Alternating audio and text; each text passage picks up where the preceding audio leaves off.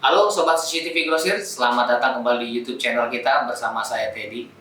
Di video kali ini saya mau membagi tips mengenai power supply jaring.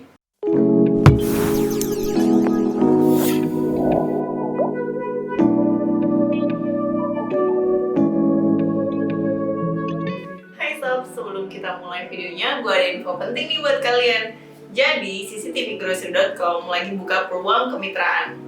Benefit apa sih yang bakal kalian dapetin? Yang pertama, harga termurah se-Indonesia. Yang kedua, produk original. Yang ketiga, bergaransi resmi.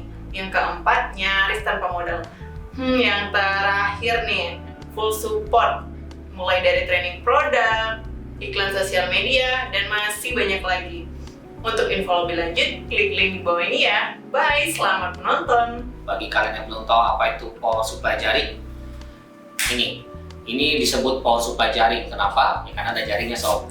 Nah, ini kebanyakan power supply yang umum dipakai di CCTV. Jadi kebanyakan standar atau kebanyakan orang kalau pakai paket murah itu pakainya power supply jaring ini, karena kelebihannya semua power kamera itu terkumpul jadi satu.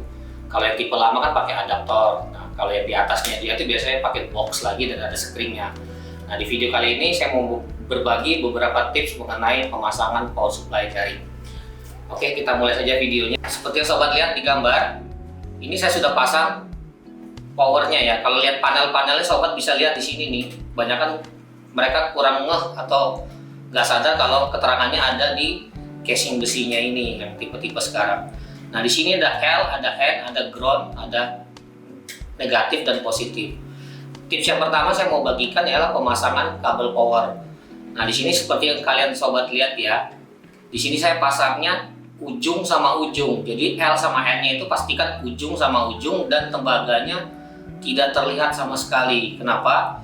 Kalau kita pasangnya terlalu dekat, ada kemungkinan itu konslet ya, jadi short. Jadi itu bisa menyebabkan korsleting listrik dan itu bisa terjadi kebakaran sob. Jadi harus hati-hati untuk pemasangan L dan N-nya. Itu yang untuk powernya. Terus yang DC-nya, outputnya, di sini kan ada negatif dan positif. Biasanya kalau kamera untuk yang 10 ampere ini sob, ini kan biasa untuk pakainya 8 kamera. Jadi otomatis ada 8 pasang kabel yang terkumpul di sini. Kalau kita pasangnya kumpul semua di sini akan kepenuhan sob. Jadi tips dari saya, biasanya kita pasang satu kabel saja yang positif dan negatifnya. Nanti kabel yang kumpul itu kita sambungkan di ujungnya aja sob. Jadi pakai kabel pendek aja. Jadi kita sambung aja manual di kabel ini. Jadi tidak tertumpuk di sini. Untuk menyembunyikan sambungannya biasanya bisa pakai Duradus atau PC kabel. Jadi hasilnya lebih rapi dan lebih aman sob. Nah, itu tips untuk pemasangannya. Sama si power supply ini bisa kita tempelkan ke tembok sob, atau ke lemari atau bagaimana. Jadi usahakan jangan digeletak begitu saja, karena kalau dia bergerak ada kemungkinan konsleting juga nantinya. Di sini dia ada lubang bautnya nih sob. Kalau kalian bisa lihat ada lubang bautnya. Ada satu, ada dua. Jadi di ujung-ujung sama ujungnya ini ada cuma bisa pasang 2 baut. Nah, itu kita fungsinya untuk ditempel ke dinding atau ke lemari biasanya. Jadi usahakan ditempel biar dia tidak bergerak. Jadi sambungan kabelnya pun tidak ikut bergerak dan itu jauh lebih aman. Tips yang selanjutnya, biasanya kalau jarak kabel sudah terlalu jauh nih sob, pasti ada yang namanya drop volt. Jadi voltasenya itu berkurang. Kamera kan umumnya pakai 12 volt.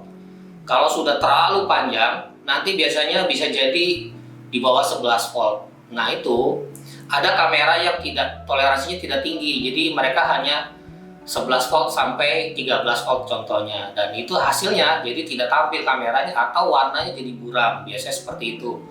Nah, untuk mengakalinya biar tidak drop volt terlalu jauh, di sini sobat bisa lihat fungsi dari adjust voltase ada di ujung ini. Ini banyak orang tidak pakai ini.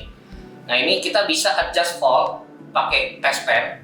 Bisa kita putar potensionya ini ke plus atau minus. Jadi kalau kita plus, untuk power supply itu maksimum 13,5 volt. Jadi bisa kita naikkan voltasenya. Tapi hati-hati ya sob, pastikan dulu si kameranya itu juga toleransinya tinggi, bisa sampai 13 volt. Jadi kalau udah jaraknya jauh, drop volt kita akalin pakai itu, dan pastikan juga kalian pakai multitester biar lebih aman sob. Jadi kita bisa tahu voltase keluarannya berapa.